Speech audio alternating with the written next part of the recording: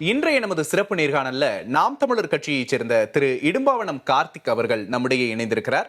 அவரிடம் கேட்பதற்கு நிறைய கேள்விகள் இருக்கின்றன, பேசலாம். வணக்கம். வணக்கம். எப்படி இருக்கீங்க?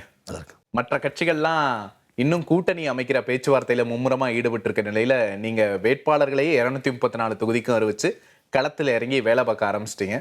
இந்த முறை நாம் தமிழரை சட்டமன்றத்தில் எதிர்பார்க்கலாமா? நாம் தமிழர் கட்சி ஆட்சி அதிகாரத்தில் அமர்றதுக்கான வேலைகளை செய்து கொண்டிருக்கோம். இதில் நாம் தமிழர் கட்சி தனித்து போட்டிங்கிற முடிவு இன்னைக்கு எடுக்கப்பட்டதில்லை. 2010 மே 18 மதுரை மாநாட்டில் நாம் தமிழர் கட்சி தொடங்கப்பட்டுச்சு. அன்னைக்கு அறிவித்தோம் தேசிய கட்சிகளோட திராவிட கட்சிகளோட கூட்டணி இல்லை, ஒட்டும் இல்லை, உறவு இல்லைன்னு அறிவித்தோம். அதோட நீட்சியாக 2016, 19, 21, 24 அப்புறம் 4 பொது தேர்தலில் நாங்கள் தனிச்சு காலம் கொண்டோம். அதே போல் 26லேயும் தனிச்சு காலம் காண்றோம். இதில் நாம் தமிழர் கட்சியோட தத்துவத்தை ஏற்றுக்கொண்டு, தலைமையை ஏற்றுக்கொண்டு, நாம் தமிழர் கட்சியோட ஆட்சியின் செயல்பாட்டை ஏற்றுக்கொண்டு ஒரு அப்பழுக்கற்ற ஆற்றல், ஒரு புதிய சக்தி வருது அப்படின்னா அது ஏற்பது குறித்து நம்ம யோசிக்கலாம், பரிசீலிக்கலாம். அதற்கான வாய்ப்பு புறச்சூழல் இப்போ இல்லை. அப்போ நாம் எப்போதும் போல நம்ம தனித்து போட்டி போடுறோம், மக்களை நம்பி களத்து நிற்கிறோம். இந்த 2 புறம் திராவிட கட்சிகளை பொறுத்த வரைக்கும் இன்னமும் நீங்கள் சொன்னது போல் அவங்க அந்த கூட்டணி பேச்சுவார்த்தையை நிறைவு செய்யலை. இந்த பக்கம் திமுகவை பொறுத்த வரைக்கும் தொகுதி பங்கீடு போயிட்டுருக்கு. அதிமுகவை பொறுத்த வரைக்கும் அங்கே இன்னும் 1-2 கட்சி உள்ள வருமா, இதோட நிறைவு பெறுமாங்கிற மாதிரி போயிட்டுருக்கு. தாவேகா பொறுத்த வரைக்கும் இன்னமும் குழப்ப நிலையில் தான் இருக்கிறாங்க. இப்போ நாம் தமிழர் கட்சிக்கு அப்படி எந்த குழப்பமும் இல்லை. நாங்கள் ஏற்கனவே எடுத்த முடியும்படி வேட்பாளர்களை ஒரே மாதிரி அறிவித்து சமூக நீதி அடிப்படையில் புறக்கணிக்கப்பட்ட சமூகங்களுக்கான வாய்ப்பை கொடுத்து, நாவிதர்கள், சலவை தொழிலாளிகள், குயவர்கள், வண்ணார்கள்னு பல பேருக்கு வாய்ப்பு கொடுத்து, அதே போல் சரிபாதி ஆண்களுக்கும் சரிபாதி பெண்களுக்கும் வாய்ப்பு கொடுத்து, திருநங்கை அவர்களுக்கு வாய்ப்பு கொடுத்து நாம் பாலின நீதியை நிலைநாட்டுறோம். மற்றவங்க சமூக நீதியும் பேசுகிறாங்க, நம்ம சமூக நீதியை சேர்த்து பாலின நீதியை நிலைநாட்டி இந்த தேர்தல் காலத்தில் எதிர்கொள்கிறோம்.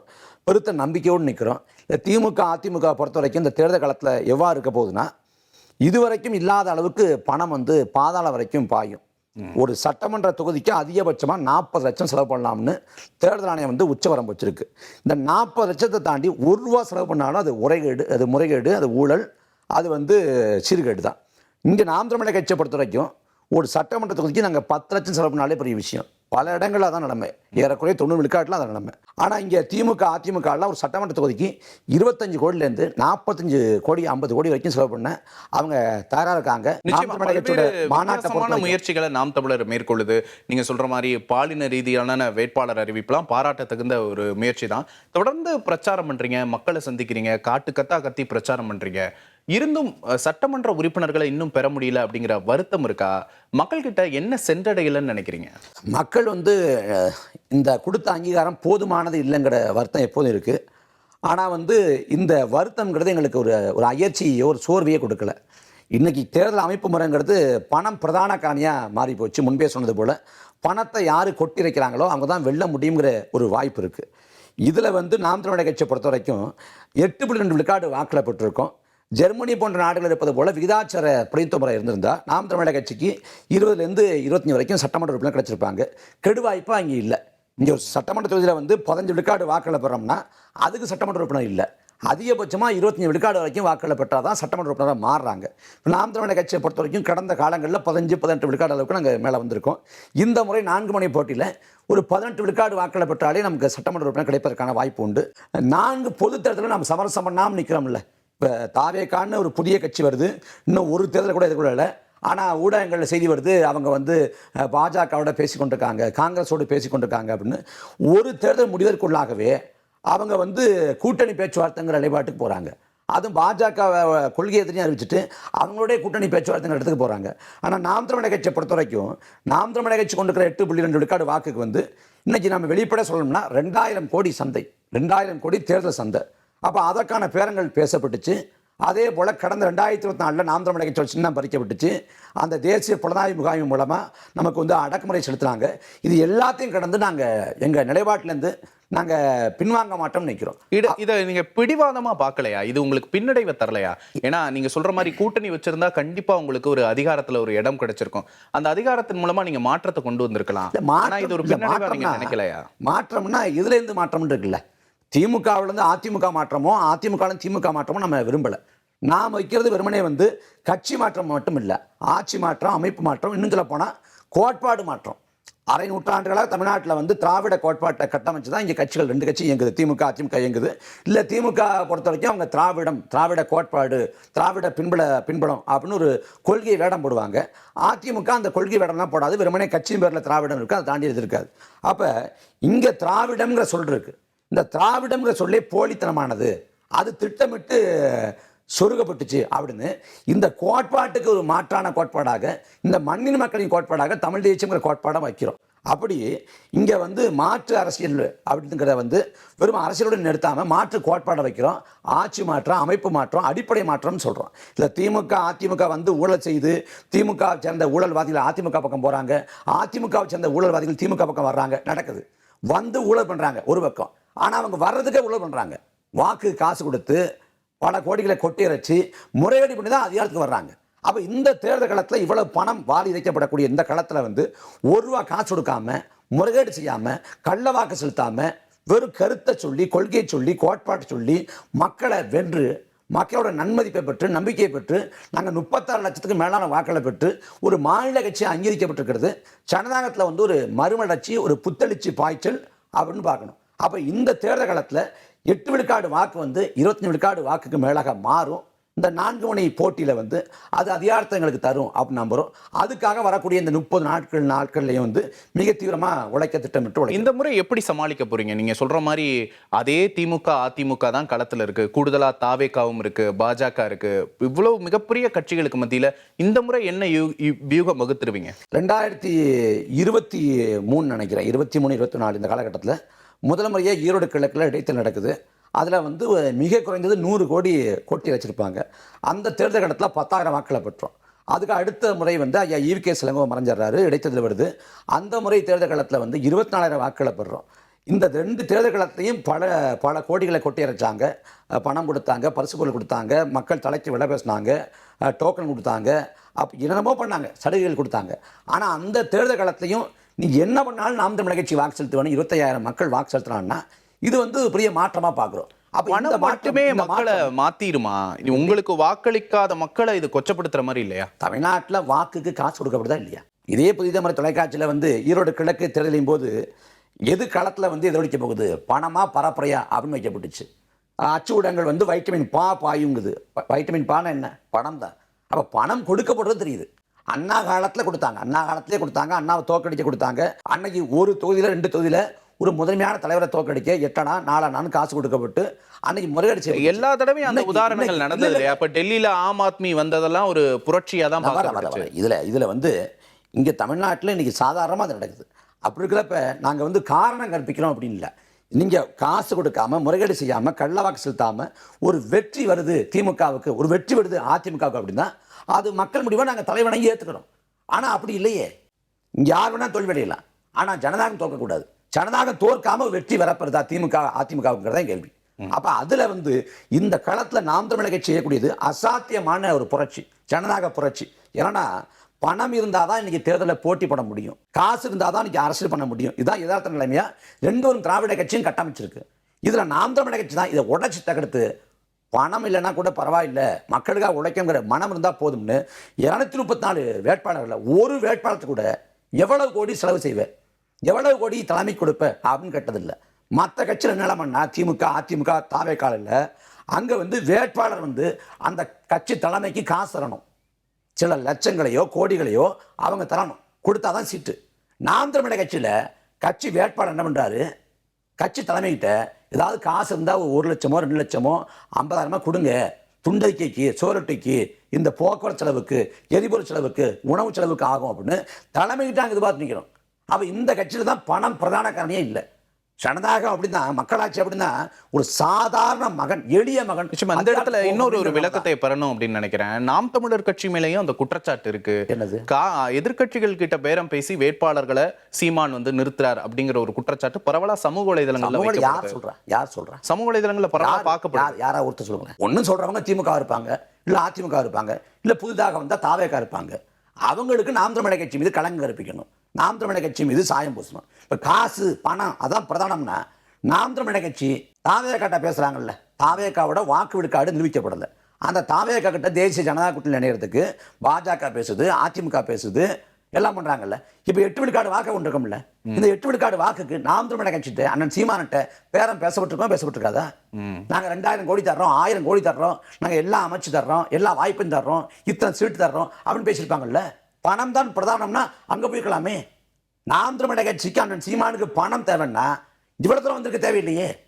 அண்ணன் வந்து பணம் எடுத்துக்கிட்டு இருந்தாலே பேசப்பட்டதா பேசவே இல்லை அப்படின்றீங்களா? எப்படி? நாம் தமிழரோட முன்னாடியும் சரி இப்பயும் சரி கூட்டணி அப்படிங்கிறது ஒண்ணுக்கு அணுகுறாங்களா இல்ல அணுகவே இல்லையா? அதான் அண்ணனே அறிவிச்சாங்க, சொன்னாங்களே 2024 சொன்னாங்களே. எடப்பாடி ஐயா பழனிசாமி ஐயா பேசினாங்க, அது ஒத்துறாதீங்கயா அப்படின்னு சொல்லிட்டு சொல்லிட்டாங்களே. பேசுவாங்க, அவங்க பேசுவாங்க, நாம உறுதியா இருக்கோம்ல. இல்ல இப்ப விஜய்க்கு வந்து பாஜக அழுத்தம் கொடுக்கறதா சொல்றாங்க, தொடர்ந்து விஜயை கொண்டு வரதுக்கு முயற்சி பண்றதா சொல்றாங்க. அப்பனா ப்ரூவன் ஓட்ஸ் 8% வாக்குகள் இருக்கிற நாம் தமிழர் கட்சிக்கு அழுத்தமே வரலையா? நாம் தமிழர் கட்சி கடந்த முறை வந்து சின்னத்தை பறிச்சாங்க, தேர்தல் நெருக்கத்தில் சின்னத்தை பறிச்சாங்க. தேர்தல் நெருக்கத்தில் வந்து இந்த தேசிய புலனாய்வு முகாமை ஏவி விட்டு அதுக்கு வந்து எங்கள் வீடுகளுக்கு வந்துச்சு. நான் விசாரணைக்கு போனேன், அதுக்கு போனேன், அண்ணன் துரைமுகன் போனாங்க, எல்லாரும் போனோம். இப்படி அடக்குமுறை இருக்குது, நெருக்கடி இருக்குது, பேரம் பேசப்பட்டிருக்கு. நாங்கள் எதுக்குமே இரையாகிறது இல்லையே. பாஜகவோடு அதிமுகவோடு நாம் தமிழர் கட்சி கூட்டணி பேச்சுவார்த்தை கூட வரலையே. ஏன்னா அதுக்கு கூட நாங்கள் இடம் தரலை. நாம் தெளிவாக சொல்லிட்டோம், திட்டவட்டமாக சொல்லிட்டோம். கட்சியில் வந்து கடைக்கோடி தொண்டனுக்கும் தெரியும், நாம் தமிழர் கட்சி ஒருபோதும் தேசிய கட்சிகளோடு திராவிட கட்சியோடு கூட்டணிக்கு போகாது. இன்னும் சொல்ல போனா நாம் தமிழர் கட்சி யார் தலைமையேற்றும் கூட்டணிக்கு போகாது. இப்போ நீங்க திமுக அதிமுகவுக்கு மாற்று நாங்க தான், இந்த சித்தாந்தத்துக்கு மாற்று நாங்க தான் அப்படின்னு சொல்றீங்க. ஆனா உங்க கட்சியில இருந்து வெளியே போறவங்க நேரா திமுகவுக்கும் அதிமுகவுக்கும் போறதை நம்மளால பார்க்க முடியுது. இப்போ ரீசெண்டா காளியம்மாள் அதிமுக இணைஞ்சிருக்கிறாங்க, எப்படி பாக்குறீங்க? அதாவது 2020க்கு முன்னாடி நாம் தமிழர் கட்சியின் வெளியேறி போனாங்கன்னா ஒருபோதும் திமுகவிலையோ அதிமுகவிலையோ சேர மாட்டாங்க. அது வரைக்கும் வந்து ஒரு தயக்கம் இருந்துச்சு. அதுக்கு முன்னாடி வந்து நாம் தமிழர் கட்சி வெளியேறி போனவங்க வந்து ஒரு புதிய தமிழ் தேசிய அமைப்பு கட்டுவாங்க, இல்லை போட்டி நாம் தமிழர் கட்டுவாங்க. கோயம்புத்தூரில் மறுமலர்ச்சி நாம் தமிழர் அப்படிலாம் கட்டப்பட்டிருக்கு. இல்லை மிஞ்சி மிஞ்சி போனால் வந்து தமிழக வாழ்வுரிமை கட்சி இணைவாங்க, இல்லை விசிகால சேருவாங்க. ஒருபோதும் திமுக அதிமுகவில் சேர மாட்டாங்க. முதல்ல அதுக்கான கதவை திறந்து விட்டது ஒன்று கல்யாண சுந்தரம், ராஜீவ்காந்தி. கல்யாண சுந்தரம் அதிமுக போகிறாரு, ராஜீவ்காந்தி திமுக போகிறாரு. 2 பேரும் வந்து மிக தீவிரமாக திமுக அதிமுகவை மிக கடுமையாக விமர்சித்து பேசினவங்க. கருணாநிதியை வந்து சக்கர நாற்காலி சதிகாரன் அப்படின்னு மேடை தூரம் முழங்கியவர் தான் ராஜீவ்காந்தி. இந்த பக்கம் கல்யாண சுந்தரம் வந்து 8 வழிச்சாலை திட்டத்தின் போது எங்கள் பிணத்தின் மீது 8 வழிச்சாலையை போடுற மாதிரி இருந்தால் பிணம் விடும், அது எங்கள் பிணமாக இருக்காது அப்படின்னு பேசினவர் கல்யாண சுந்தரமும் ராஜீவ்காந்தியும் அந்த பக்கம் போயிட்டாங்க. இவ்வளோ பேசினவங்களே போயிட்டாங்கிறப்ப நாம் தமிழர் கட்சியை விட்டு வெளியேற்றப்படுறவங்க அல்லது வெளியேறி போகிறவங்களுக்கு வந்து ஒரு வாய்ப்பாக திமுக அதிமுக இருக்குது. அது போல காளியம்மாள் இருக்கிறாங்க. அது தனிப்பட்ட அவங்களின் செயல்பாடு தானே ஒழிய கட்சி வந்து தெளிவாக இருக்குது. நாம் தமிழர் ஒரு வளர்ந்து வர்ற கட்சி, நீங்க சொல்ற மாதிரி ஒரு மாற்று சக்தியா பார்க்கக்கூடிய ஒரு கட்சி அப்படிங்கும்போது இது மாதிரியான பேச்சாளர்களை இழக்கிறது நாம் தமிழருக்கு இழப்பில்லை. நாம் தமிழர் கட்சியில் வந்து தனித்த அடையாளங்கள் அண்ணன் சீமானை தவிர்த்துட்டு தனித்த அடையாளங்கள்னா 3 பேர் தான். 3 பேருமே இப்போ நம்மோடு இல்லை. ஒன்று மறைந்த ஐயா தடா சந்திரசேகர் அவங்க, இன்னொன்று மறைந்த ஐயா மணிவண்ணன், இன்னொன்று மறைந்த ஐயா தமிழ் முழக்கம் சாகலம். இது இவங்க 3 பேருமே தனித்த ஆளுமைகள், தனித்து ஒரு அடையாளம் கொண்டவங்க, அறியப்பட்டவங்க, அண்ணனுக்கு வந்து மூத்தவராக இருந்தவங்க. அவங்க 3 பேரும் இன்றைக்கி இல்லை. ஆனால் அந்த 3 பேரும் வந்து கட்சி வளரணும் அப்படின்னு நினச்சாங்களே ஒழிய ஒரு இடத்துல கூட தன் ஆதிக்கத்தை இங்கே நிலைநிறுத்தணும்னு நினச்சதில்லை. பாக்கி அத்தனை பேரும் கல்யாண சுந்தரமோ, ராஜீவ்காந்தியோ, காளியம்மாளோ, இடுமான கார்த்தியோ, அண்ணன் துரைமுருகனோ எல்லாருமே அண்ணனால் வளர்க்கப்பட்டவங்க, வார்க்கப்பட்டவங்க தான். காளியம்மாளை வளர்த்து கொண்டு வந்தது நாம் தமிழர் கட்சி. கல்யாண சுந்தரத்தை வளர்த்து கொண்டு வந்தது நாம் தமிழர் கட்சி. இங்கே ராஜீவ்காந்தியை வளர்த்து கொண்டு வந்தது நாம் தமிழர் கட்சி. இன்னைக்கு அவங்க போயிட்டாங்க, இவங்க போயிட்டாங்களா? இவங்களை விட வீரியமான நிறைய பேச்சாளர் கட்சி இருக்கிறாங்க. எல்லாரும் உருவாக்குனது வந்து அண்ணன் சீமான். அதனால ஒருத்தங்க போனாங்கன்னா அதை விட வலிமையான 1000 பேரை உருவாக்கக்கூடிய அந்த உள்ளாற்றல் வந்து நாம் தமிழர் கட்சிக்கு உண்டு. அதனால சீமான்ற அந்த ஒற்றை முகம் முன்னிறுத்தப்படுறது தான் பிரச்சனையா? இல்லை, அப்படிலாம் முன்னிறுத்தலையே. எங்கள் அண்ணன் வந்து திரும்ப நீங்களே சொன்னீங்க சீமான் மட்டும்தான் இங்கே அப்படின்னு சொன்னீங்க. அப்படி சொல்லலைன்னா அண்ணன் கொண்டே திரும்ப சொல்கிறாங்க. அதாவது என்ன தலைமை இருக்காத, நான் கொண்டிருக்கிற தத்துவ தலைமையாரு, நான் இருப்பேன் இல்லாமல் போயிடுவேன், ஆனால் தத்துவம் இருக்கும் அப்படின்னு சொல்கிறாங்க. அதுதான் நாங்களும் சொல்கிறோம். நாங்கள் வந்து இந்த பாதையில் பயணத்தில் வந்து 4 பொது தேர்தல் நாங்கள் வெற்றி பெறலை, ஆனால் கட்சி இருக்கும், இந்த கோட்பாடு இருக்கும், ஆட்சியின் செயல்பாட்டு வழி இருக்கும், இன்னொரு தலைமுறை வரும், அவன் இந்த பயணத்தை எடுத்து அதுக்கு 2ஆம் கட்ட தலைவர்களை வளர்த்து விடலாமே. அதுக்கு தானே கட்சியை அடுத்து கொண்டு போகணும் அப்படிங்கிறது முக்கியம் இல்லையா? கடைக்கோடி வரைக்கும் அத்தனை பேரும் தலைவர் தான். நீங்க கடைக்கோடில கட்சியில் சேர்ந்த ஒரு ஆள்கிட்ட கேளுங்க, அவ்வளவு தெளிவா கருத்தியலோடு பதில் சொல்லுவார். அண்ணன் வந்து ஒருபோதும் தன்னை முன்னிறுத்தி கொண்டதில்லை. அவர் நினைச்சிருந்தா நாம் தமிழர் கட்சிக்கு வந்து தன்னை தலைவராக காட்டியிருக்க முடியும்ல. இப்ப தலைவர் பிரபாகரனை வந்து கொண்டாடுறாங்க, யார்? விசிக, மதிமுக. மதிமுக இருக்கக்கூடிய தொண்டர்களுக்கு யார் தலைவர்? வைகோ ஐயா தலைவர். இந்த பக்கம் விசிக இருக்கக்கூடிய தொண்டர்களுக்கு வந்து யார் தலைவர்? அண்ணன் திருமா தலைவர். அதே போல நாம் தமிழர் கட்சியின் தொண்டர்களை தலைவர் என்று விழித்திருக்க வச்சிருக்க முடியுமில்ல? அதை ஒருவன் சொல்லியே. அப்ப கட்சியில வந்து 15 ஆண்டா பணிக்கக்கூடியவங்க, நேத்து கட்சியில் சேர்ந்தவங்க எல்லாரும் அண்ணன் அப்படின்னு உறவு முறையோட விழிக்கிறோமே ஒழிய தலைவர்னு எங்க அண்ணன் சொல்ல விடலையே. அண்ணன் வந்து ஒரு மக்கள் தலைவர் தான், ஆனா தலைவர்னு விழிக்க விடலையே. நாம் தமிழர் கட்சி பொதுக்கூட்ட மேடையில வந்து அண்ணன் சீமானா தலைவர்னு ஒருத்தர் கூட சொன்னது இல்லையே. நாம் தமிழர் கட்சி மேல வைக்கப்படுற இன்னொரு விமர்சனம், தரம் தாழ்ந்த விமர்சனங்களை முன்வைக்கிறீங்க. இப்ப சாட்டை துரைமுருகன் போன்றோரெல்லாம் வந்து அந்த கட்சியில இருந்து விலகினாங்களும் சரி, நாம் தமிழரை எதிர்க்கிறவங்களையும் ரொம்ப தரம் தாழ்ந்து விமர்சிக்கிறாங்க அப்படிங்கிற ஒரு விமர்சனம் முன்வைக்கப்படுது. நாம் தமிழர் கட்சி மேடைகள்ல வந்து அப்படி தரம் தாழ்ந்தெல்லாம் பேசல. ஒரு இடத்துல இந்த இடத்துல நாங்க யாராவது பேசியிருந்தா கூட அந்த கருத்துக்களை நாங்க திரும்ப பெறுறோம், அந்த கருத்துக்களை நாங்க மாற்றிக்கொள்றோம், எங்களை நாங்க செதுக்கிக் கொள்றோம். மற்றபடி வந்து அந்த பேச்சை ஒருபோதும் ஊக்குவிக்கிறது கிடையாது.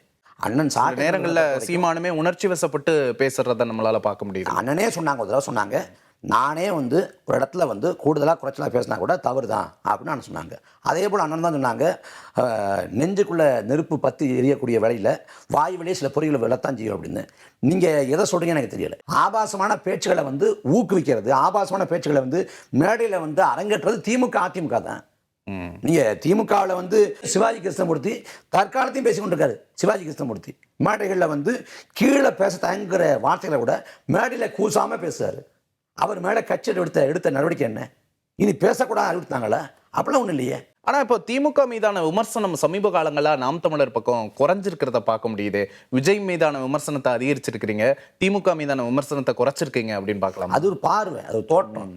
மற்றபடி திமுக மீதான விமர்சனத்தை எதையும் குறைச்சிக்கல. நீங்க ஒரு பொதுக்கூட்டம் பாருங்க, நாம் தமிழர் கட்சியை இருந்த பேச்சாளர்கள் அண்ணன் துருவனும் யார் பேசினாலும் இங்கே பாருங்க, 1 மணி நேரம் பேசுவோம்.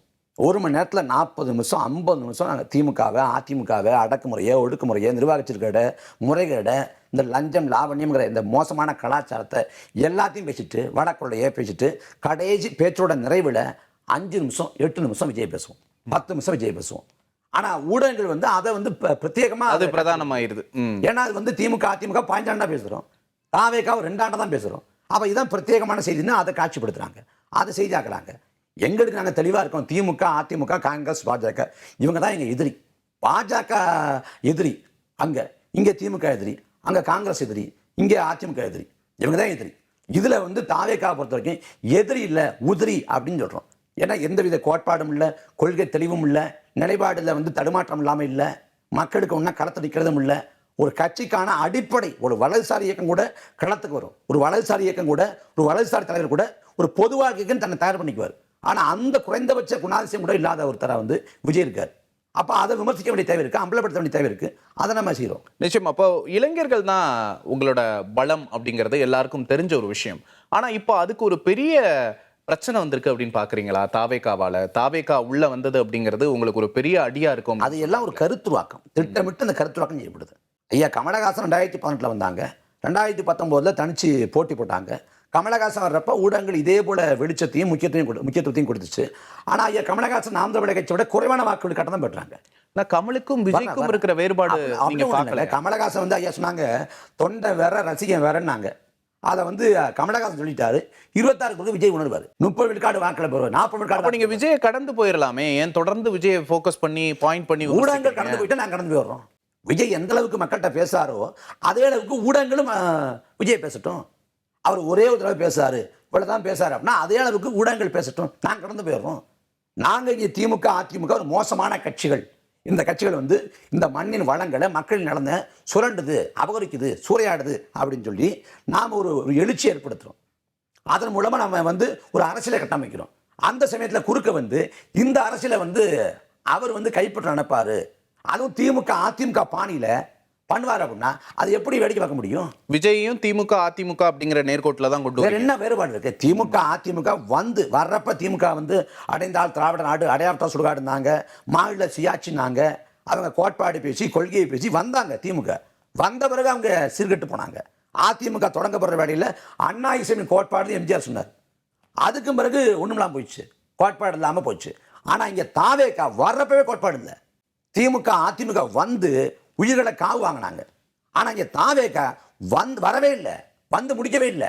அதுக்குள்ள 52 உயிர் போச்சு. தொடர்ந்து செயல்பட்டுக்கிட்டே இருக்கிறாரு, கட்சி கூட்டங்களை நடத்துறாரு. அதெல்லாம் நீங்க செயல்பாடா பார்க்கலையா விஜயோட செயல்பாடா?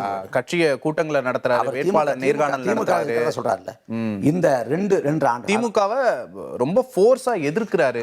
இந்த 2 ஆண்டு காலத்துல திமுகவை எதிர்த்து விஜய் செஞ்ச போராட்டங்கள் எத்தனை இல்ல? தன்னடிச்ச தூய்மை பணியாளர்கள், செவிலியர்கள், அப்புறம் வந்து ஆசிரியர் பெருமக்கள், அங்கன்வாடி பணியாளர்கள், மருத்துவ பணியாளர்கள் அப்படின்னு போராடுறாங்கல்ல. இந்த போராட்ட காலங்களில் எத்தனை போராட்ட காலங்கள் என்ன? ஒன்று தன்னடிச்சா போராடக்கூடிய அடித்தட்டு உழைக்கும் மக்கள், விளிம்பு நிலை மக்கள், அந்த மக்களுடைய எத்தனை போராட்ட காலங்கள் என்னாரு? இந்த ஆட்சியோட அவலங்களுக்கு எதிராக எத்தனை போராட்டம் பண்ணார்? ஒரே ஒரு போராட்டம். தம்பி அஜித்குமார் கொலை செய்யப்பட்டப்ப 3/4 மணி நேரத்துக்கு ஒரு போராட்டம். அதை கடந்து எந்த போராட்டம் செய்யல. அப்ப இது என்ன திமுக நெருக்கடி, திமுக எதிர்ப்பு? அவர் வைக்கக்கூடிய திமுக எதிர்ப்பே மேலோட்டமானது. பாஜக எதிர்ப்பை கைவிட்டாரு. விஜய்க்கான அந்த ஆதரவு அப்படிங்கிறது ஒரு மாயை அப்படின்றீங்க? 100 விழுக்காடு. நீங்க சொல்லுங்க, 26 தேர்தல் காலத்துல விஜய் தோத்து போயிட்டார். 26 தேர்தல் காலத்துல விஜய் கட்சி இருக்குமா? 29 வரைக்கும் பயணப்படுமா? 31 சட்டமன்ற பொது தேர்தலின் போது விஜய் இருப்பாரா? தேர்தல் காலத்துல, அரசியல் காலத்துல? அதுக்கெல்லாம் வாய்ப்பு இல்லை. அது சிரஞ்சீவியா வந்தாங்க. அது எப்படி நம்ம சொல்ல முடியும்? அது விஜயோட மன உறுதியை பொறுத்தது. அது மன உறுதியில் ஒண்ணு கிடையாது. கரூர்ல வந்து இறந்து போன பிறகு அந்த களத்துக்கு போயிருக்கணும். உங்க கட்சியே போனாலும் சரி, என்ன ஆனாலும் சரி, களத்துக்கு போயிருக்கணும். உங்களுக்காக வந்து 41 பேர் செத்து போயிட்டான், உயிரை விட்டுட்டான். 8 பச்சிளம் பிள்ளைகள் களத்துல போய் நின்றுக்கணும். களத்துல போய் நிற்காம ஓடி போனீங்க. காவல்துறை சொன்னிச்சுன்னா, காவல்துறை சொல்லியிருந்தாலும் உங்களை தவிர்த்துட்டு யாராவது ஒருவர், நீங்க அண்ணன் சீமான் கூட எடுக்க வேண்டாம், அண்ணாமலை கூட வச்சுங்களேன், யாராவது வச்சுங்க, அண்ணாமலை வச்சுங்க, யாரும் வச்சுங்க, நயனா நாகேந்திரனை வச்சுங்க, யாரா இருந்தாலும் அந்த களத்தோடு போயிருப்பாங்களா? எந்த தலைவரும் களத்தோடு போயிருக்க மாட்டாங்க. இல்ல, அது அவருக்கான ட்ராப் அப்படிங்கிறாரு. அங்க நான் திரும்பி போயிருந்தா பிரச்சனை ஆயிருக்கலாம் அப்படிங்கிறது தான் தாவேகாவோட வாதமா. இதெல்லாம் அற்பத்தனமான கேவலத்தனமான வாதம். ஒரு பிரச்சனை வர்றப்ப களத்துல நிக்கிறவன் தான் தலைவன், களத்தை விட்டு ஓடி போறவன் தலைவன் கிடையாது. அங்க நடந்த அந்த பொதுக்கூட்டங்கிறது, அந்த பரப்புரை கூட்டங்கிறது எதுவும் மறைச்சு செய்யப்படல, ரகசிய கூட்டம் கிடையாது.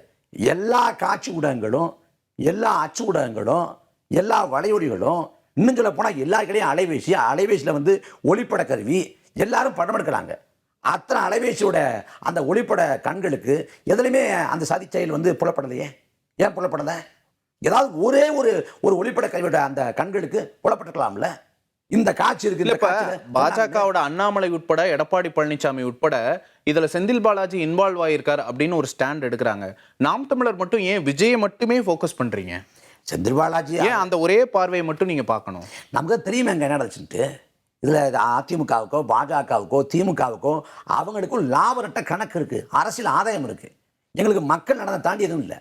இதுல முழுக்க விஜயை காப்பாற்றி விட்டது இந்த பக்கம் அதிமுக, இந்த பக்கம் திமுக. விஜய் மேல ஒரு முதல் தகவல் அறிக்கை, எஃப்ஐஆர் அது கூட போடாம, முழுக்க வழக்கு போடாம, இந்த வழக்குல விஜய்க்கு சம்பந்தம் இல்லைங்கிற மாதிரி தப்பிக்க விட்டது திமுக. அந்த சமயத்துல விஜய்க்கு அதுல பொறுப்பு இல்லை அப்படின்னு தட்டி கழிக்கிற விதமா அவருக்கு ஆதரவா கருத்துவாக்க செஞ்சது அதிமுக, பாஜக. அப்ப அவங்க நோக்கம், இந்த நேரத்தில் விஜய்க்கு ஒரு நெருக்கடி வந்திருக்கு, இப்ப நம்ம ஆதரவு நின்னோம்னா விஜய் நம்மோடு கூட்டணிக்கு வருவார்னு 41 பேர் பணத்தின் மீது கூட்டணி அமைக்க முயற்சி பண்ணது அதிமுக, பாஜக. இதுல திமுக பொறுத்த வரைக்கும் அவர் மேல வழக்கு போட்டு நாம ஏதாவது முன்னகர்த்தினோம்னா அது தேர்தல் காலத்துல வந்து விஜய்க்கு ஆதரவா ஒரு அனுதாபாலையா மாறிடும், அது நமக்கு பின்னாடி அமைஞ்சிடும் சொல்லிட்டு முழுக்க தேர்தலை மனசுல வச்சுக்கிட்டு காய் நகர்த்தி அப்படியே விட்டது திமுக. ஏன் இப்ப அதே சிபிஐ வழக்க வச்சு விஜய் கூட்டணிக்கு கொண்டு வர முடியாதா பாஜகவால? அது செய்வாங்க, நெருக்கடி தரலாம், அது நடக்கும், அது வேற. இப்போ சமீபத்துல ஆதவர்ஜுனா ரஜினிகாந்தை பற்றி சொன்ன ஒரு கருத்து வந்து வைரலா போய்கிட்டு இருக்கு. அதுக்கு ரஜினிகாந்தும் எதிர்வினை ஆற்றிருக்கிறாரு. நாம் தமிழரோட நிலைப்பாடு என்ன இதுல? அது வந்து ஒரு தேவையற்ற கருத்து. அந்த கட்சியை பொறுத்த வரைக்கும் நான் வந்து தொடர்ச்சியாக பார்க்குறேன். விஜய் தொடங்கி கடைக்கோடி லயலாமணி வரைக்கும் யாரும் பொதுமக்களுக்கு பேசுறது இல்லை. பொதுமக்கள்கிட்ட கருத்தை சொல்லி அவங்க நம்பிக்கையை வென்றெடுக்கணும் அப்படின்னு நினைக்கிறது இல்லை. கட்சிக்காரங்க கூடியிருக்கிறாங்க, கட்சிக்காரங்கிட்ட கைதிட்டு வாங்கணும், அவங்ககிட்ட ஒரு ஆர்ப்பரிப்பை வாங்கணும், அதுக்காக பேசுகிறாங்க. அதுக்கு உண்மைக்கு புறம்பானதையும் பேசுகிறாங்க. ஐயா ரஜினிகாந்தை பொறுத்த வரைக்கும் வரலாற்றை பின்னோக்கி போய் பார்த்தா 95ஆம் ஆண்டு செவாலியர் விருது வழங்குற நிகழ்வு, அதில் அம்மையார் ஜெயலலிதாவை குறை வச்சுக்கிட்டு மேடையில் சொடக்கு போட்டு ஐயா ரஜினிகாந்த் வந்து நீங்கள் ஒரு தவறு பண்ணிட்டீங்க, அந்த தவறை சரி பண்ணிட்டீங்கன்னு ஜெயலலிதா மேடையில் வச்சுக்கிட்டே அன்னைக்கு பேசினவர் ஐயா ரஜினிகாந்த். அன்னைக்கு சமயத்தில் ஜெயலலிதாவோட காட்டாட்சி காலம், ஆனால் ஜெயலலிதாவுக்கு எதிராக சிந்திக்கவே அந்த தயங்குவாங்க. அந்த காலகட்டத்தில் மேடையில் வச்சுட்டு பேசினார். பாட்ஷா படத்துடைய வெற்றி விழாவின் போது 96ல் ஆர்.எம். வீரப்பன் வந்து அமைச்சர், அதிமுக அமைச்சர்.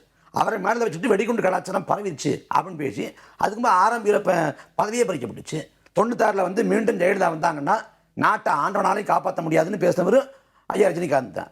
திரும்ப அதே ஐயா ரஜினிகாந்த் வந்து 2001 வந்து ஜெயலலிதா அம்மையாரை தைரியலட்சுமி, நீங்கள் தைரியலட்சுமி அப்படின்னு, கரகலட்சுமி மாரி அஷ்டலட்சுமி மாரி நீங்கள் தைரியலட்சுமி அப்படின்னு பாராட்டினார். அப்போ அவர் எடுத்த நிலைப்பாடுகள் எங்களுக்கு வந்து முரண்பாடு இருக்குது, மாற்று கருத்து உண்டு. ஆனால் எடுத்த நிலைப்பாட்டில் அவர் உறுதியாக நிற்பார். அவர் வந்து பயந்துக்கிட்டுலாம் என்னதில்லை. ரஜினி அப்ப திமுகவோட அழுத்தத்துக்கு பயந்துருக்க மாட்டார். சொல்ல போனா திமுக எங்க அழுத்தம் கொடுத்துச்சு ஐயா ரஜினிகாந்துக்கு? ஐயா ரஜினிகாந்த் அரசியலுக்கு வரேன்னு சொன்னப்ப நாம் தமிழர் கட்சி அழுத்தம் கொடுத்துச்சு. நாங்க எதிர்த்தோம், விமர்சித்தோம், காத்திரமான விமர்சனம் வச்சோம், மிக மூர்க்கமாக எதிர்த்தோம். ஒரு பக்கம் திமுக எதிர்க்கவே இல்லையே. இதுல முரசொலி இதழில் வந்து சிலந்திங்கிற ஒரு புனை பெயர்ல ஒரு நையாண்டியா ஒரு உரையாடல் வருது.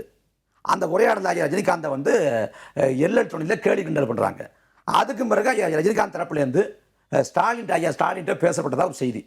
அதுக்கு பிறகு ஐயா ரஜினிகாந்தை பற்றி அந்த கருத்தை வந்து திருத்திக்கணும், ஆசிரியர் குழு திருத்திக்கணும், சில நல்ல உள்ளங்கள் வந்து புண்படுது அப்படின்னு முரசொலி ஆசிரியர் வந்து முரசொலி அந்த பணியாளர்களுக்கு அறிவுறுத்துற மாதிரி ஒரு பெட்டி செய்தி வந்துச்சு. குறைந்தபட்சமான ஒரு எதிர்ப்பு கூட கிடையாது. இதுதான் பின்னணியில் நடந்த முழு விஷயமே. அப்போ அதாவது அதிகபட்சமாக வந்ததே அதுதான். அந்த சிலந்திங்கிற பேரில் வந்து ஒரு புனை பேரில் வந்து அந்த சின்ன பதிவு தான். அதை தாண்டி திமுக என்ன இருந்துச்சு? இன்னைக்கு விஜய் இருக்கிறாங்கல்ல, திமுகவை சேர்ந்த அமைச்சர்கள் வந்து நேரடியாக பேசுகிறாங்க, மறைமுகமாக பேசுகிறாங்க. அதே போல் வந்து திமுக நிர்வாகி இருக்கிறாங்கல்ல, அந்த அளவுக்கு கூட பேசல. இதில் 10 விழுக்காடு கூட இன்னைக்கு பேசல. அப்போ திமுக நெருக்கடியே தரல ரஜினிகாந்துக்கு. அதை தாண்டி ஜெயலலிதா மேலே ஏற்றுட்டார் ஐயா ரஜினிகாந்த். அவர் எப்படி திமுக பயப்படுவார்? நீங்கள் இன்னும் சொல்ல போனால் பாஜக தான் பின்புலத்தில் இருந்துச்சு, ரஜினிகாந்த் ஐயா பின்புலத்துங்கிறது பொதுவான விமர்சனம் நாங்கள் வைக்கிறோம். அதில் பாஜக கட்சி அவர் தொடங்கணுங்கிறத விரும்பியிருக்கோம். அதை வந்து எதிர்த்து தானே அவர் கட்சி தொடங்காம போனார். அப்போ அவர் வந்து பாஜகவோட நிர்பந்தத்துக்கும் அடிபணியாம கடைசி நேரத்தில் அந்த கொரோனா சூழல், அரசியல் சூழல், கள நிலவரம், கள யதார்த்தம் எல்லாத்தையும் புரிஞ்சுக்கிட்டு முடிவெடுத்துட்டார். அது வரவேற்கத்தக்க முடிவு, நாங்கள் வரவேற்றோம். அதோடு அவரோடு இருந்த முரண்பாடெல்லாம் விலகி போச்சு. அதுக்கு பிறகு எங்களுக்கு ஒன்றும் இல்லை. சரி, உங்களோட நேரத்தை எங்களோட பகிர்ந்தமைக்காக மிக்க நன்றி.